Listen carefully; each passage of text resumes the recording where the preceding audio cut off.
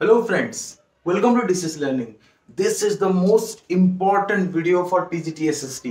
जितने भी teaching examination होते हैं फॉर TGT SST, ठीक है, SST पोस्ट के लिए मतलब सोशल स्टडीज के लिए या फिर सोशल साइंस कह लो, TGT के लिए जितने भी स्कूल से आते हैं लाइक KVS हो, NBS हो, उड़ीसा का OAVS हो या फिर DSSSB हो, DSSSB या फिर आपका कोई भी टीचिंग एग्जामिनेशन अगर वहां पे TGT SST का रेगुलर पोस्ट के लिए एग्जाम हो रहा है तो वहां वर्ल्ड हिस्ट्री से क्वेश्चन जरूर आता है। और हम लोग इस वीडियो में 500 से ज्यादा मोस्ट इंपॉर्टेंट MCQ डिस्कस करेंगे थ्रू कॉन्सेप्ट फॉर्मेट में for TGT SST from this world history section. ठीक है, वर्ल्ड हिस्ट्री सेक्शन से हम लोग डिस्कस करेंगे, जल्दी डिस्कस करेंगे, इसलिए मैं MCQ को मतलब 4 ऑप्शन नहीं पढ़ूंगा, बस कॉन्सेप्ट और उसका डायरेक्टली जो भी उसका आंसर होगा वो समझाऊंगा। तो यहाँ पे कॉन्सेप्ट होगा और इसका जो PDF है यहाँ पे, इसको मैं एक बुक बनाने वाला हूँ। तो जितने भी क्वेश्चन मैं यहाँ पे आपके साथ डिस्कस करूंगा उसका एक किताब ही बनाऊंगा और आप सबके पास वो अवेलेबल हो जाएगा। ठीक है, क्लियर, वो किताब सबके लिए अवेलेबल हो जाएगा क्लियर मार्केट में, या फिर हमसे डायरेक्टली आप ले सकते हो। तो इसीलिए यहाँ पे हम डायरेक्टली कंसेप्ट डिस्कस करेंगे और जहां जितना भी क्वेश्चन मैं यहाँ पे डिस्कस करूंगा उनका एक और बार हम लोग डिजिटल माध्यम से हम लोग डिस्कस करेंगे एक और बार, जहां पे आपको चारों के चारों MCQ भी दिखाई देंगे। यहाँ पे कंसेप्ट डिस्कस करेंगे, जिन लोग एग्जाम बहुत जल्दी है उनको काम में आए, इसीलिए हम लोग यहाँ पे डिस्कस करें। जैसे कि OAVS का एग्जाम उड़ीसा का यहाँ पे अभी 2-3 दिन में होने वाला है। ठीक है ना, तो जल्दी हम लोग डिस्कस कर लेते हैं। देखो, वर्ल्ड हिस्ट्री सेक्शन में आपको पता है क्या क्या इंपॉर्टेंट होता है। ठीक है, तो उन सेक्शन से हम लोग डिस्कस करेंगे 500 से ज्यादा इंपॉर्टेंट क्वेश्चन। शुरुआत करते हैं। हम कौन कौन सा चैप्टर का MCQ डिस्कस करेंगे, देखिए मैं बोलता हूं आपको। कंटेम्पररी वर्ल्ड इंडस्ट्रियल रिवोल्यूशन से जितने भी MCQ उसको डिस्कस करेंगे। इकोनॉमिक डिप्रेशन पोर्शन से जितने भी क्वेश्चन है कंसेप्ट उन सबको डिस्कस करेंगे। तो एक शॉर्ट समरी ये हो जाएगा आपका। Labour and peasant class issue का जितने भी क्वेश्चन है सब कुछ डिस्कस करेंगे, क्लियर। उसके बाद आपका जो भी है जो growth of industries in India in 20th century में जो ग्रोथ ऑफ इंडस्ट्री हो उसको डिस्कस करेंगे। ठीक है, उसके बाद हम लोग feature of colonial society in India, इन जो 4-5 पोर्शन है इन सबका हम लोग 150 से ज्यादा कंसेप्ट को डिस्कस करेंगे थ्रू क्वेश्चन। सबसे पहला क्वेश्चन देखिए, सबसे पहला क्वेश्चन यहाँ पे है कि बोल रहा है कि what is proto industrialization. Proto industrialization क्या होता है? प्रोटो इंडस्ट्रियलाइजेशन मतलब 4 ऑप्शन दिया होगा। ठीक है, मैं डायरेक्टली आंसर बोलता हूं ताकि जो लेंथ जो है वीडियो का कम हो जाए और आपको रिवाइज करने में आसान हो। इसका जो MCQ है मैं टेस्ट सीरीज में आपके साथ प्रैक्टिस करवा दूंगा और बुक में आपको मिल जाएगा ताकि आपको डिफिकल्टी ना हो। जिनका एग्जाम बहुत जल्दी है उनके लिए ये फायदा होगा। तो प्रोटो इंडस्ट्रियलाइजेशन मतलब first and early form of industrialization. Proto मतलब आपको पता है first and early form of industrialization. Okay, what was the general pattern of industry? General pattern of industry क्या है? मर्चेंट देखो टाउन में बेस्ड है, और लेकिन जितने भी इंपॉर्टेंट काम है वो गांवों से होते हैं, कंट्री साइड में होता है। जो रॉ मटेरियल वगैरह सब गांव से जाते हैं टाउन में, और टाउन में मर्चेंट जो है उसको क्या करते हैं, बेचते हैं। ठीक है ना, क्लियर। तीसरा चीज, London in fact came to be known as what? London को एक फिशिंग सेंटर बोला जाता था before the cloth was sold in the international market. Finishing कहां पे होता था? रॉ मटेरियल इधर उधर से आता था, फॉर एग्जांपल इंडिया से लेते थे, लंदन में क्या करते थे उसको वो बनाते थे, फिनिशिंग वहां पे होता था, फिर वो मार्केट में बेचा जाता था। चौथा इंपॉर्टेंट क्वेश्चन देखो, वो introduce cotton mill. Cotton mill किसने इंट्रोड्यूस किया था? कॉटन मिल रिचर्ड आर्कराइट ने इंट्रोड्यूस किया था, याद रखो इस चीज को। फिफ्थ क्वेश्चन देखो, what changes took place after the creation of the mill. Mill का क्रिएशन होने के बाद क्या क्या चेंजेस आए? पांचवा इंपॉर्टेंट क्वेश्चन। तो मिल के चेंजेस होने के बाद क्या हुआ? Production was brought together under one roof. जब मिल आ गया तो मिल के अंदर सब कुछ हुआ, प्रोडक्शन एक रूप के अंदर होने लगा और एक मैनेजमेंट के अंदर भी होने लगा कि मिल के अंदर जो मैनेजर होगा उसको मैनेज करेगा। तो ये 2 चीज हुआ, एक तो प्रोडक्शन जो है एक रूप के अंदर और एक मैनेजमेंट के अंदर आ गया। इसके साथ क्या हुआ? This allowed A more careful supervision. एक केयरफुल सुपरविजन होता है यहाँ पे over the production process and A watch over quality होता है, और यहाँ पे रेगुलेशन होता है लेबर का। What did the most dynamic industry in Britain produce? Britain में मोस्ट डायनामिक इंडस्ट्री क्या प्रोड्यूस करता था? ये बहुत इंपॉर्टेंट क्वेश्चन, याद रखो। Cotton and metal. Cotton and metal produce होता था ब्रिटेन का मोस्ट डायनामिक इंडस्ट्री में। 7th क्वेश्चन देखो, where the new industry easily able to displace traditional industry. New industry easily traditional industry को डिस्प्लेस कर पाते थे क्या? तो इसका जवाब जो है दोस्तों, no. Large proportion of output was produced within the factories only। Factory से ही बहुत सारा प्रोडक्ट जो होता था क्या होता था, मतलब प्रोड्यूस होता था चीजें, ठीक है ना, आउटपुट प्रोड्यूस होता था। But outside outside with in domestic unit, तो डोमेस्टिक यूनिट के अंदर ही होता था, ठीक है ना, क्लियर। तो इसीलिए न्यू इंडस्ट्री जो है इजीली डिस्प्लेस नहीं कर पाई ट्रेडिशनल इंडस्ट्री को, क्योंकि बहुत सारी चीज डोमेस्टिक यूनिट्स में होता था, क्लियर। इसीलिए जो न्यू इंडस्ट्री इजीली उसको डिस्प्लेस नहीं कर पाए, clear. Which were the non mechanical sectors that were coming up उस टाइम में, इंडस्ट्रियल रिवॉल्यूशन के टाइम में नॉन मैकेनिकल सेक्टर कौन कौन से थे? तो नॉन मैकेनिकल सेक्टर याद रखो, फूड प्रोसेसिंग, उसके बाद बिल्डिंग, पॉटेरी, ग्लास वर्क, ट्रेनिंग, ये सब चीज याद रखो। टैनिंग और फर्नीचर मेकिंग भी है। तो कौन कौन से नॉन मैकेनिकल सेक्टर हुआ उस टाइम में आ रहे थे? और एक और बोलता हूँ, food processing, building, pottery, glass work, tanning and furniture making, ये सब नॉन मैकेनिकल सेक्टर थे, क्लियर। उसके बाद देखो, what was the rate of technological changes occurring in England at the time? उस टाइम में जो इंग्लैंड में टेक्नोलॉजिकल चेंज किस स्पीड से होता था? स्लो था। उस टाइम में स्लो था, बहुत ज्यादा नहीं था। इंडस्ट्रियल रिवॉल्यूशन जो पहले स्टार्ट हुआ था तो स्लो था, clear. Why did not the technological changes spread dramatically across the industrial landscape? क्यों ड्रामेटिकली चेंज नहीं कर पाया टेक्नोलॉजिकल चेंजेस? तो इसका जवाब है दोस्तों, अगर आप पूछता है तो लिखना, मतलब टिक करना। इसका आंसर, सही आंसर होगा, न्यू टेक्नोलॉजी वाज एक्सपेंसिव, इसीलिए, ठीक है ना, न्यू टेक्नोलॉजी क्या एक्सपेंसिव था, इसीलिए technological changes dramatically industrial landscape में स्प्रेड नहीं हो पाया। उसके साथ और क्या था? Merchant and industrialization, cautious was there using it, मतलब जो यूज कर रहे थे वो कॉशियस थे, महंगा भी था और कॉशियस भी वो लोग थे, इसलिए जल्दी स्प्रेड नहीं हो पाया। Next question, who improve the steam engine? किसने स्टीम इंजन को इम्प्रूव किया, पूछ रहा है। By Newcomen and patented the new engine in 1781। 1781 में किसने पेटेंट किया था, इम्प्रूव किया था? तो इसका आंसर, सही जवाब है दोस्तों, जेम्स वार्ड ने किया था। जेम्स वार्ड ने स्टीम इंजन को इम्प्रूव किया था, ठीक है ना, क्लियर। जेम्स वार्ड ने क्या किया था? इम्प्रूव किया था। नेक्स्ट क्वेश्चन देखो, what was the status of human labour in Victorian Britain? Victorian Britain में स्टेटस ऑफ ह्यूमन लेबर क्या था? Was there a shortage? कोई शॉर्टेज था क्या ह्यूमन लेबर का ब्रिटेन में? 12th क्वेश्चन ये पूछ रहा है। आंसर है दोस्तों, नहीं, there was no shortage of human labour. Human labour का कोई भी शॉर्टेज नहीं था। पुअर पीजेंट और जो वैग्रेंट्स थे, they move to cities in large number, तो लार्ज नंबर में जाते थे जॉब के लिए, इन सर्च ऑफ जॉब, तो इसीलिए कोई लेबर का शॉर्टेज नहीं था ब्रिटेन में, विक्टोरियन ब्रिटेन में। Next question, what kind of production demand seasonal labour? कौन सा ऐसा प्रोडक्शन है जिसमें सीजनल लेबर चाहिए होता है? अच्छे से सुनिए दोस्तों, आंसर होगा आपका gas work. Gas work and breweries में कोल्ड मंथ में क्या होता है, ठीक है, वहां पे आपका सीजनल लेबर जरूरत पड़ता है कोल्ड मंथ में, ग्लास वर्क एंड ब्रीवरी। और बुक बाइंडर, प्रिंटर, ये सब कब लगता है? बिफोर क्रिसमस बुक बाइंडिंग और ये सब होता है ताकि वो गिफ्ट दे सके, बुक्स गिफ्ट देते थे। और शिप रिपेयर काम जो है वो विंटर में होता था। तो इन सब सेक्टर में लेबर जो है सीजनली मिलते थे, सीजनली जरूरत पड़ता था, मिलते तो हमेशा थे, सीजनली जरूरत पड़ता था। Next question, why were handmade goods popular in England? Handmade goods popular England में पॉपुलर क्यों था?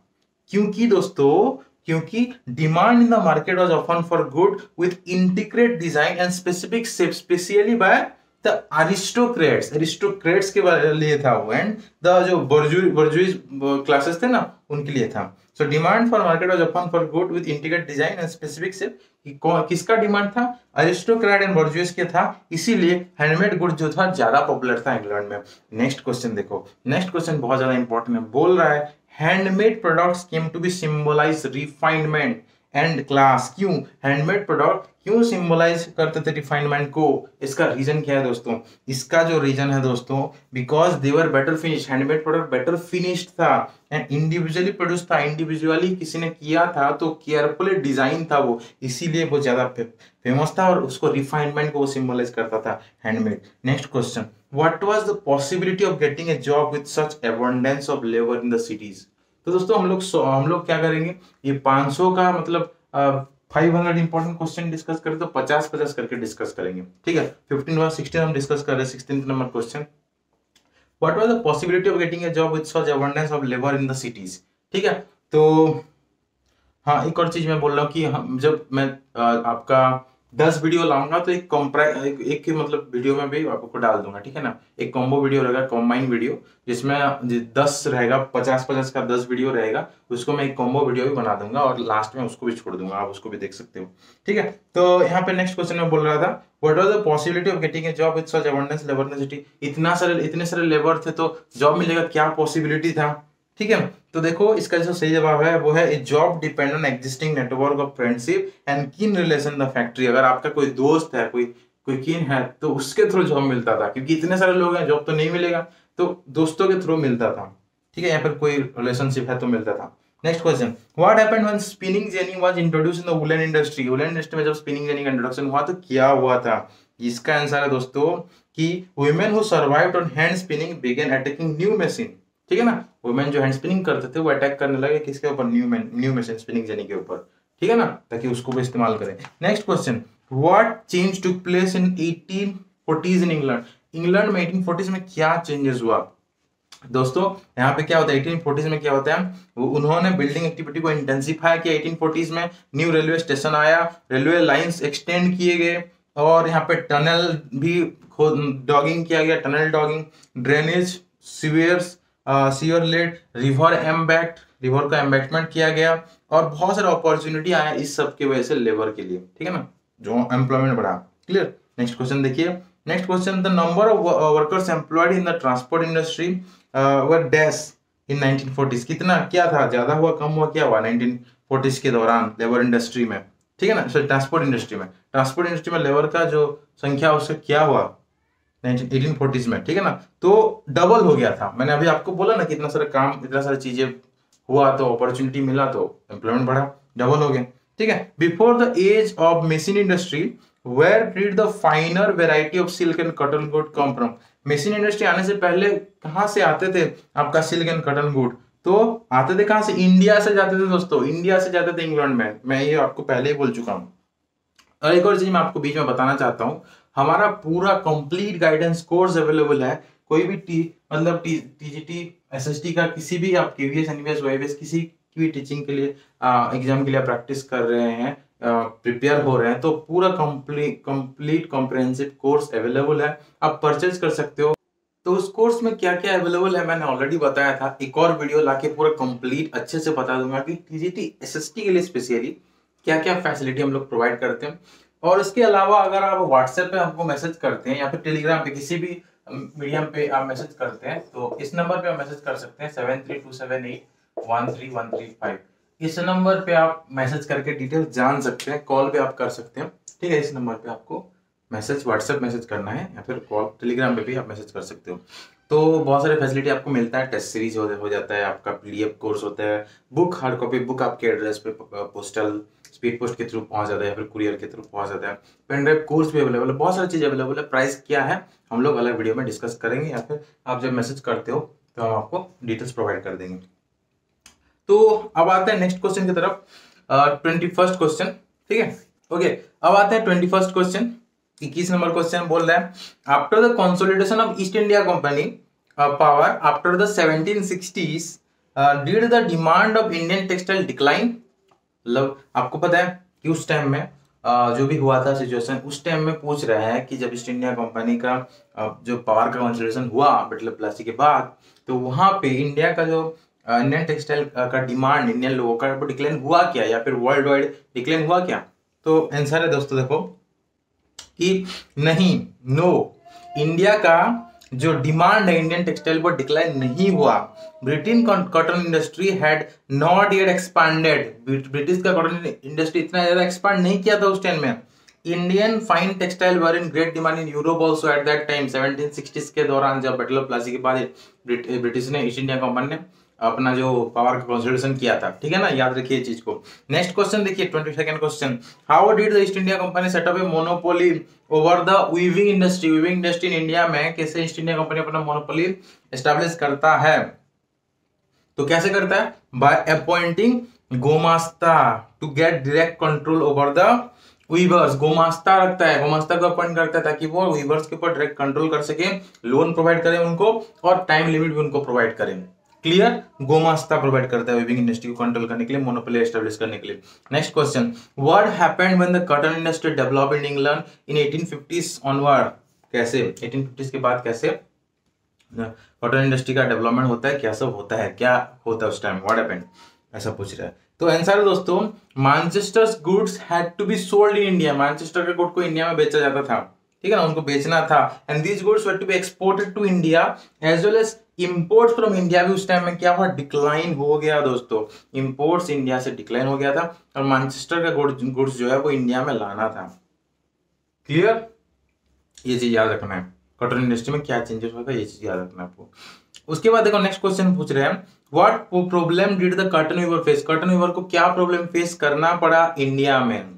तो चार ऑप्शंस हैं, अब 4 स्टेटमेंट दिया गया है और उसके बाद बोला है कि वन इज ओनली या फिर 2 ओनली या फिर 1 2 3 ऐसे इस तरह का पूछ रहे हैं। तो कौन कौन सा सही है देखो। पहले बोल रहे हैं what problem did the cotton weaver face in India. तो मैं इसे 1 2 3 पर ऑप्शन हटा के मैं डायरेक्टली आपको बोलता हूँ कि क्या क्या प्रॉब्लम कॉटन वीवर्स ने फेस किया था इंडिया में। तो यहाँ पे एक्सपोर्ट मार्केट जो है कोलैप्स हो गया, एक्सपोर्ट ज्यादा नहीं हुआ, इंडिया का एक्सपोर्ट डिक्लाइन हो गया 1850s के दौरान। साथ ही साथ द लोकल मार्केट भी श्रैंक कर गया, श्रिंक हो गया, श्रैंक कर गया, ठीक है ना, श्रिंक कर गया बोलते हो, श्रैंक तो उसका पास्ट है, श्रिंक कर गया। And being glutted with Manchester machine made cheap imports. तो उसके साथ जब वो ग्लूटेड हो गया तो मशीन मेड जो है चीप इंपोर्ट्स आता था वहां से, तो इंडियन डोमेस्टिकली प्रोड्यूस चीजों का जो है डिमांड कम हो गया था।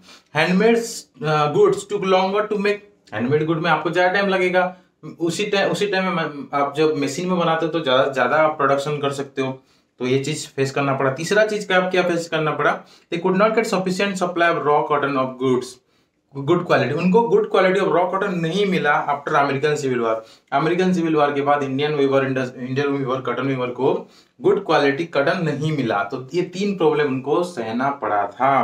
क्या क्या और एक बार बोलता हूँ, एक्सपोर्ट मार्केट कोलैप्स हो गया, लोकल मार्केट श्रिंक कर गया, और यहाँ पे मशीन मेड जो गुड था वो चीप था क्योंकि टाइम भी कम लगता था, यहाँ पे हैंडमेड में ज्यादा टाइम लगता था, और उनको सफिशिएंट जो है गुड क्वालिटी रॉ मटेरियल नहीं मिला।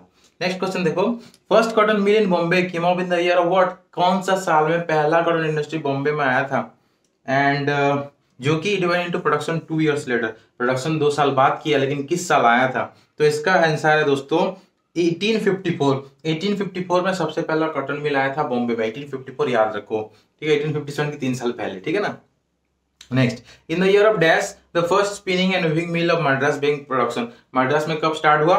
मद्रास में दोस्तों, मद्रास में स्टार्ट होता है 1874 को, 30 साल बाद, बॉम्बे का 30 साल बाद होता है आपका, सॉरी नॉट 30 साल, 20 साल बाद, 1854 के बाद 1874, 20 साल के बाद। Next question, in the late 18th century which country did upcoming Indian businessman gain maximum profit from? 18th century में कहां से ज्यादा प्रॉफिट मिल रहा था?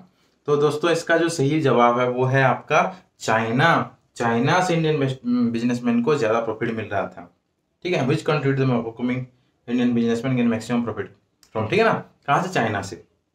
Next question, what did the Indian merchant export to Britain after the colonial control over Indian trade tighten? Tight जब हो गया कॉलोनियल कंट्रोल तो क्या करते थे, कौन सा चीज का एक्सपोर्ट ज्यादा होता था ब्रिटेन में? तो इसका जो दोस्तों सही जवाब है raw cotton, opium, wheat and Indigo. ये 4 चीज का जो एक्सपोर्ट ज्यादा हो रहा था इंडिया से ब्रिटेन की तरफ, ठीक है। Next question, where did the workers come from to work in the Indian industry that were set up? कहां से आते थे? Where did the worker come from, ठीक है ना। तो इसका सही जवाब है दोस्तों आपका in the most industrial region worker came from the district around, आसपास के डिस्ट्रिक्ट से, गांव वगैरह से वो आते थे worker. Next question, what was the role of jobber? Jobber का क्या रोल है? देखो दोस्तों, जॉबर का रोल होता है employed by the business house, okay, employed by the business house to get new recruits, ठीक है ना, employed by the business house to get new recruit, ये जॉबर का काम होता है, ठीक है ना। बिजनेस हाउस उसको एम्प्लॉयड करता है ताकि वो न्यू रिक्रूट्स को ले सके, एम्प्लॉयमेंट दे सके, ठीक है ना। Next question, what were the European managing agency interested in doing India? क्या करना चाहते थे यूरोपियन जो मैनेजिंग एजेंसी इंडिया में? तो इसमें भी ऐसे बहुत सारे ऑप्शन और स्टेटमेंट बोला, फिर ऑप्शन दिया। शॉर्टकट में आपको बताता हूँ कि यूरोपियन मैनेजिंग एजेंसी इंडिया में क्या करना चाहते थे, किस चीज के लिए वो इंटरेस्टेड थे। तो यहाँ पे setting up T and coffee plantation, ठीक है ना, टी एंड कॉफी प्लांटेशन करना चाहते थे यूरोपियन मैनेजिंग एजेंसी। दूसरा, invested in mining Indigo and jute. आपको पता है यूरोपियन प्लांटर इंडिगो वाला चीज आपको पता होगा। जूट भी वो चाहते थे और माइनिंग भी चाहते थे, उसमें वो इन्वेस्ट करना चाहते थे, ठीक है। नेक्स्ट, और वो किए भी, ठीक है ना। Which country was yarn maximum mainly export to, which country was yarn, yarn कहाँ एक्सपोर्ट ज्यादा होता था, यार्न, ठीक है ना दोस्तों। यार्न जो है वो चाइना में ज्यादा एक्सपोर्ट होता था। अभी हमने बोला ना चाइना से ज्यादा प्रॉफिट मिल रहा था, तो चाइना में ज्यादा एक्सपोर्ट होता था। अब देखो कैसे उल्टा सिचुएशन हो गया, समझ रहे हो ना। पहले इंडिया चाइना को बहुत सारी चीज देता था, उसे प्रॉफिट मिलता था, अभी चाइना से लॉस हो रहा है क्योंकि ट्रेड डेफिसिट है, ठीक है। नेक्स्ट देखो, what changes occurred in the industrial pattern in the first decade of 20th century. 20th century में क्या क्या जो है वो चेंजेस आए, ठीक है ना। इंडस्ट्रियल पैटर्न में क्या क्या चेंजेस आए 20th सेंचुरी में। तो 33 का दोस्तों देखो दोस्तों, 33 हम क्वेश्चन देख रहे हैं। तो क्या क्या चेंजेस आए कि एज द स्वदेशी मूवमेंट गेदर, 20th सेंचुरी में क्या हुआ, स्वदेशी मूवमेंट आपको पता है 1905। 20th सेंचुरी क्या होता है, बहुत सारे लोग इसमें कंफ्यूज होते हैं। तो देखो 19th सेंचुरी मतलब होता है 1800 से 1899 तक। 19th सेंचुरी मतलब सॉरी ये होता है आपका 19th सेंचुरी। उस तरह से 18th सेंचुरी क्या होगा, 18th सेंचुरी होगा 1700 से 1799 तक। और 20th सेंचुरी क्या होगा, 1900 से 1999 तक। ये होता है आपका 20th सेंचुरी। ये 18th, ये 19th, ये 20th सेंचुरी। जिस सेंचुरी बोला है उसका शुरुआत जो उसका -1 कर दो, उससे शुरुआत होता है। 20th बोलेगा तो 19 से शुरुआत करो 1999 तक। अभी कौन सा सेंचुरी चल रहा है, 21st सेंचुरी चल रहा है, मतलब 2000 से ये 2099 तक चलेगा। उसके बाद कौन सा स्टार्ट होगा, 22nd सेंचुरी स्टार्ट होगा, ठीक है। तो आपको पता है उस टाइम में क्या होता है, स्वदेशी मूवमेंट हो रहा था 1905 में। स्वदेशी मूवमेंट जब गैदर हुआ, nationalist mobilize people to boycott foreign cloth, people foreign cloth का बॉयकॉटिंग हो रहा था। And the export of Indian yarn to China decline, in export of Indian yarn to China जो है वो डिक्लाइन कर दिया उस टाइम में, ठीक है। Since produce from Chinese and Japanese mill flooded the Chinese market, China से और जापान से पूरा फ्लड कर गया चाइनीज मार्केट में, तो इंडिया का वो डिक्लाइन, ये जो एक्सपोर्ट डिक्लाइन हो गया, ठीक है। And industrialist in India began shifting from yarn to cloth production also, वो क्लॉथ प्रोडक्शन डायरेक्टली करने लगे, तो यार्न वो और नहीं बेच रहे थे, ठीक है। उसके साथ साथ यहाँ पे cotton piece good production in India doubled हो गया था। कॉटन पीस गुड जो है उसका प्रोडक्शन डबल हो गया था 1900 से 1912 के बीच में, क्योंकि स्वदेशी मूवमेंट हो रहा था, ठीक है। ये सब चीज याद रखना।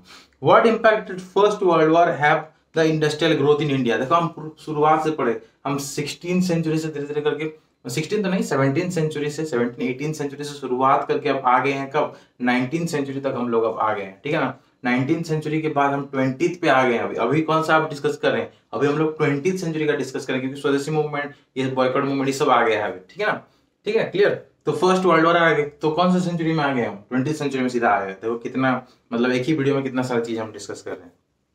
तो what impact did first world war have on industrial growth in India, तो क्या हुआ था, ठीक है ना, क्या इंपैक्ट डाला था फर्स्ट वर्ल्ड वॉर ने इंडियन इंडस्ट्रियल ग्रोथ में, ठीक है दोस्तों। तो इसका जो सब सही जवाब है दोस्तों, देखो क्या क्या हुआ था उस टाइम में कि जो फर्स्ट वर्ल्ड वॉर का इंपैक्ट क्या था।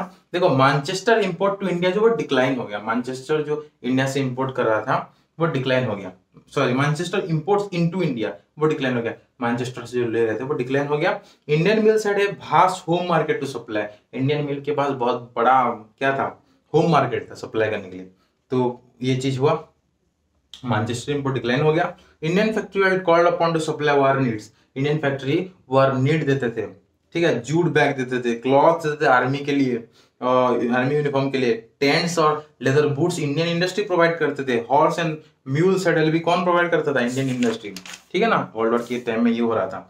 नेक्स्ट बोल रहे हैं आफ्टर द वर्ल्ड वॉर के बाद क्या हुआ, after the war was Manchester able to recapture its old position in Indian market, तो वर्ल्ड वॉर के बाद मैनचेस्टर से फिर से इंपोर्ट ज्यादा जैसे आते थे वैसे आने लगे क्या। तो देखो दोस्तों इसका जो सही जवाब है no, the economy of Britain जो है वो क्रम्बल्ड हो गया था after the war, cotton production जो है कोलैप्स हो गया, and export of cotton cloth from the Britain जो है वो ड्रामेटिकली फेल हो गया, क्लियर। उसके बाद देखो where the Indian large scale industry located in around 1911 के दौरान कहाँ पे इंडियन लार्ज स्केल इंडस्ट्री जो है लोकेटेड थी। 36 क्वेश्चन देखो, इसका जो सही जवाब है दोस्तों बॉम्बे और बंगाल में बहुत सारे लार्ज स्केल इंडस्ट्री हुआ करता था 1911 के दौरान, ठीक है, स्वदेशी मूवमेंट के दौरान।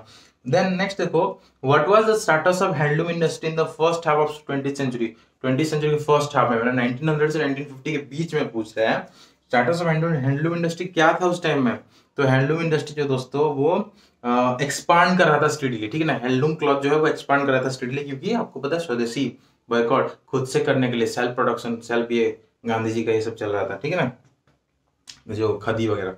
Next question, with the intervention of fly shuttle what was the impact of handloom industry? जब फ्लाई शटल आया तो हैंडलूम इंडस्ट्री में क्या इम्पैक्ट पड़ा? तो देखो दोस्तों, यहाँ पे क्या होता है, इंक्रीज प्रोडक्टिविटी पर वर्कर प्रोडक्टिविटी बढ़ जाएगा, ऑब्वियसली हैंड से काम कम होता है, तो स्पीड अप हो गया प्रोडक्शन, और रिड्यूस लेबर डिमांड जो है वो रिड्यूस हो गया, क्योंकि मशीन काम करेगा तो लेबर जो जो काम एक मशीन कर सकता है वो 10 लोग मिलकर करते हैं, तो 10 लोग का काम एक मशीन करता है तो 9 लोग का जरूरत नहीं है अभी, ठीक है।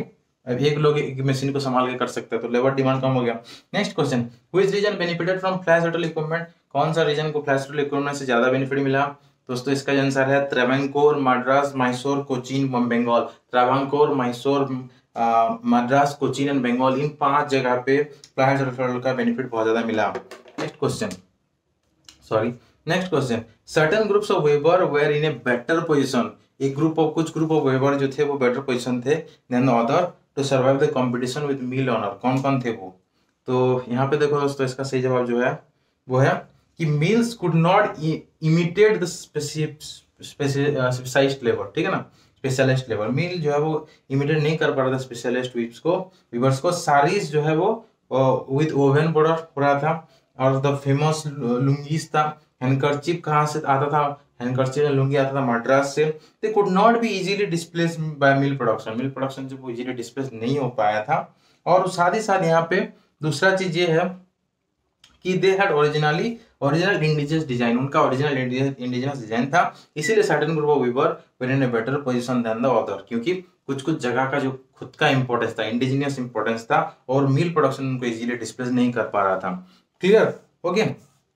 Next question, throughout most of the 1920s Americans और generally throughout 1920s American क्या थे? अमेरिकन और जनरली जो थे अमेरिकन थे क्या? Confident business would bring continued prosperity, business से प्रोस्पेरिटी मिलेगा, ये वो सोचने वाले थे, ठीक है ना, सोच रहे थे उस टाइम में। Next question, which statement best describe American economy? 1920 में अमेरिकन इकोनॉमी कैसा था? कौन सा स्टेटमेंट डिस्क्राइब करता है? तो यहाँ पे दोस्तों देखो, अमेरिकन इकोनॉमी टाइम में क्या था, स्टॉक प्राइस जो था वो बढ़ रहा था, राइज कर रहा था, इकोनॉमी जो था वो हेल्दी दिखाई दे रहा था अमेरिकन इकोनॉमी में 1920s के दौरान। Which group faced hard time during this 1920 में हार्ड टाइम किसको सहना पड़ रहा था? जो फार्मर्स को हार्ड टाइम सहना पड़ा था उस टाइम में, वर्ल्ड वॉर, बहुत सारी चीज, फेमाइन वगैरह हो रहा था उस टाइम में।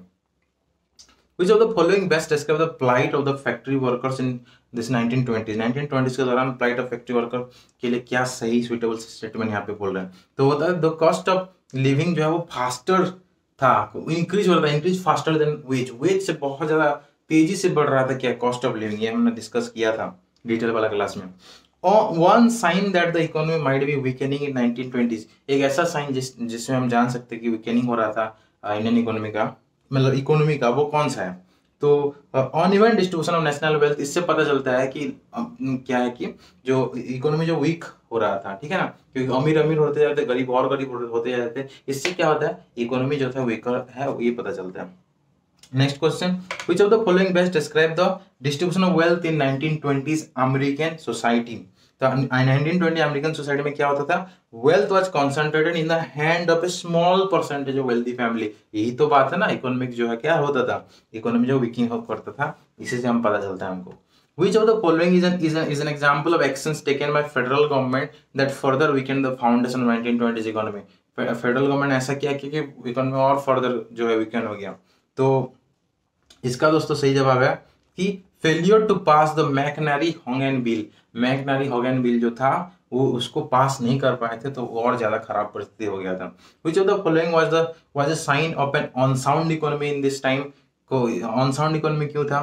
तो देखो दोस्तों, अनसाउंड इकोनॉमी इसलिए था क्योंकि more goods are being produced than the consumer could buy, ज्यादा प्रोडक्शन ज्यादा करते थे, कंज्यूमर खरीद कम पाते थे, यही चीज होता था, ठीक है ना, क्योंकि प्राइस बहुत बढ़ गया था और उनका वेजेस कम था। तो next question, when the Dow Jones industrial average began to drop sharply in the late October 1929, ठीक है ना, डाउ जोन इंडस्ट्रियल एवरेज जो है वो कैसे शार्पली ड्रॉप हो रहा था 1929 अक्टूबर के दौरान? तो दोस्तों इसका जो सही जवाब है वो है आपका D, investor race to get their money out of the stock market. तो इसीलिए जो है यहाँ पे क्या हो रहा था, इंडस्ट्रियल एवरेज जो है डॉ जोन का वो डिक्रीज हो रहा था, क्योंकि लोग जो है वो मनी स्टॉक मार्केट से उठा के ले जाते थे, इसीलिए रिस्क मतलब दौड़ते थे कि मतलब जाते थे कि कैसे वो अपना पैसा निकाल दे। आफ्टर द क्रैश, जब क्रैश हो गया था, thousands of American banks closed हो गया। क्यों क्यों क्लोज हो गया थाउजेंड्स ऑफ अमेरिकन बैंक? क्योंकि दोस्तों यहाँ पे दे could not return depositors money, depositor का पैसा वो रिटर्न नहीं कर पाए, तो इसीलिए उनका बंद करना पड़ा था। 50 क्वेश्चन हमने डिस्कस कर लिया। नेक्स्ट वीडियो में हम लोग 51 से लेके 100 तक डिस्कस करेंगे। ऐसे 500 इंपॉर्टेंट क्वेश्चन वर्ल्ड हिस्ट्री हम कवर करेंगे 10 वीडियो में, फिर एक कंपाइल वीडियो आपको मिल जाएगा लास्ट में। तो दोस्तों इस वीडियो में इतना डिस्कस करेंगे। कोई भी कोर्स आपको लेना है, टेस्ट सीरीज ज्वाइन करना है, इस सब का पीडीएफ चाहिए, कोई भी चाहिए तो आप व्हाट्सएप पे मैसेज कर सकते हो इस नंबर पे। मिलते हैं अगले वीडियो पे। Thank you.